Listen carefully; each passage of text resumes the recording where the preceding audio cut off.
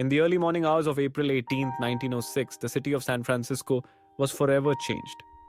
A devastating earthquake, one of the most powerful in American history, tore through the city, toppling buildings, buckling streets, and sending shock waves of fear and confusion through its inhabitants. But for some, the disaster was not merely a story of survival, it was a crucible of courage, sacrifice, and the preservation of irreplaceable treasures. This is the story of Alice Eastwood, a pioneering botanist whose selfless actions amid chaos saved the very record of California's botanical heritage. The earthquake struck just before dawn, but it was the fires that followed that truly threatened to erase the heart of San Francisco. Block after block was consumed by flames, as ruptured gas lines and fallen debris fueled an inferno that would burn uncontrollably for days. The California Academy of Sciences, a beacon of learning and discovery, stood in the path of destruction.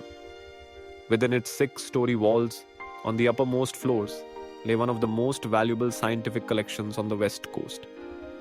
The herbarium, a library of plant specimens painstakingly gathered from California's wild places. Alice Eastwood, the Academy's curator of botany, was among the Academy's few staff who braved the chaos to return to the building that day. She knew the value of what lay inside. For Eastwood, these were not merely pressed leaves and dried stems. Each specimen was a story, a thread in the vast tapestry of the natural world. Some represented species that had already vanished from their native habitats, the only surviving evidence of their existence preserved between sheets of paper. As Eastwood approached the academy, the devastation was clear. The building had suffered badly in the quake. The main marble staircase, once grand and sturdy, had collapsed, leaving only the iron railing attached to the shattered remnants. With fires advancing and time running short, Eastwood and a colleague faced an impossible decision: escape or attempt to save the collection. For Eastwood, the answer was clear. Clutching the iron railing, she and her fellow rescuer climbed the precarious remains of the staircase, risking their lives with every step. Debris littered the halls, and the air was thick with the scent of smoke and dust.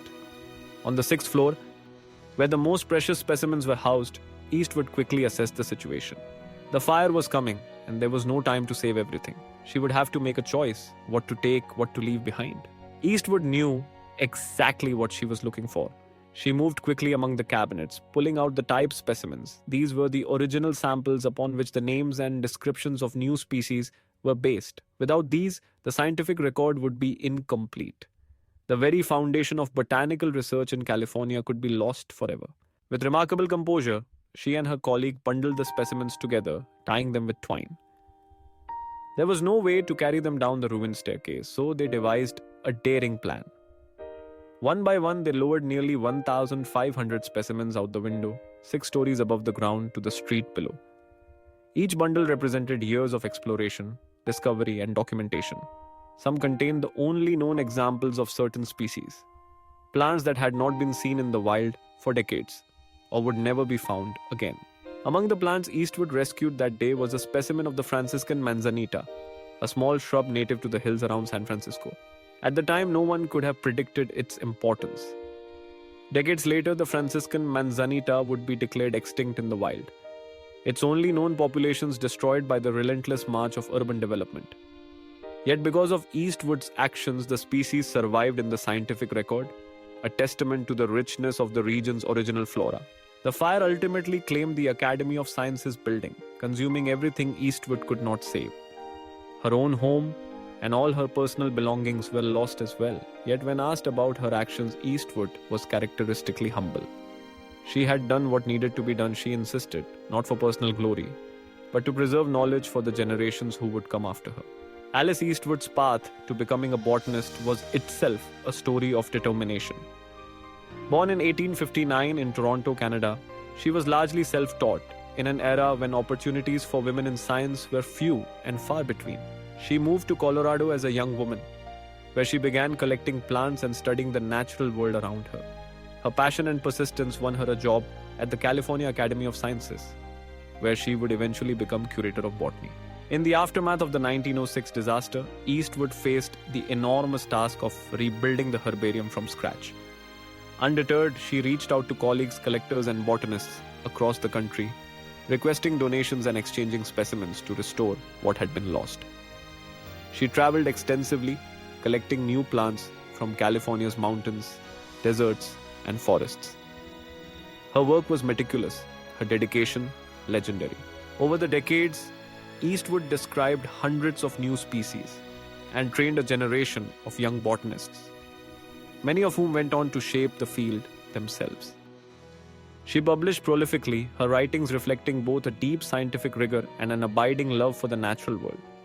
Even as she entered her 90s, Eastwood remained active in her work, only retiring from the academy at the age of 90.